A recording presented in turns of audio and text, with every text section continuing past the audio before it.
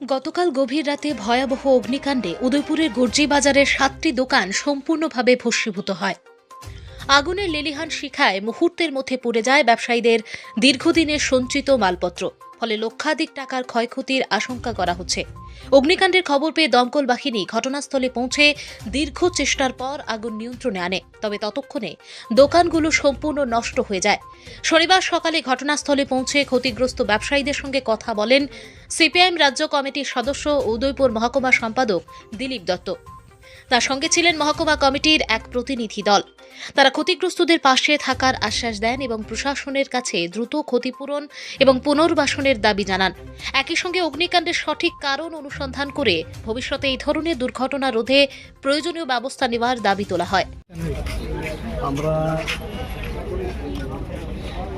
আজকে সকালবেলা ঘটনাটা শুনতে পাই যে গর্জি বাজারে অগ্নিকাণ্ডের ফলে প্রায় 7টা দোকান এখানে অগ্নিদগ্ধ হয়। শোনার পরে সঙ্গে সঙ্গেই আমরা নিজেরা যোগাযোগ করে আমরা এই যে ঘটনাটা হলো এটা দেখার জন্য আমরা উপস্থিত হই। আমরা তো দেখে অবাক হলাম। বিরাট বড় একটা নাশকতা হলো এখানে এবং প্রায় 7টা দোকান আগুনে পুড়ে ছাই হয়ে গেল, সম্পূর্ণ ক্ষতি হলো তাদের।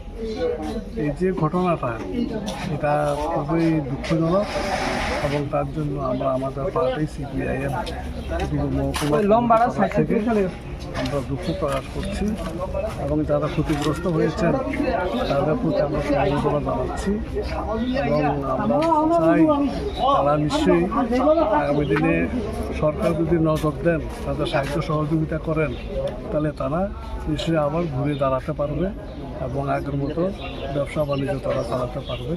সেই কারণেই যারা ক্ষতিগ্রস্ত হয়েছেন তাদেরকে ধৈর্য ধরার জন্য আবেদন করব এবং গভর্নমেন্ট যাতে ভালোভাবে তাদেরকে সাহায্য সহযোগিতা করে সেই বক্তব্য আমাদের পালে তখন থেকে থাকবে।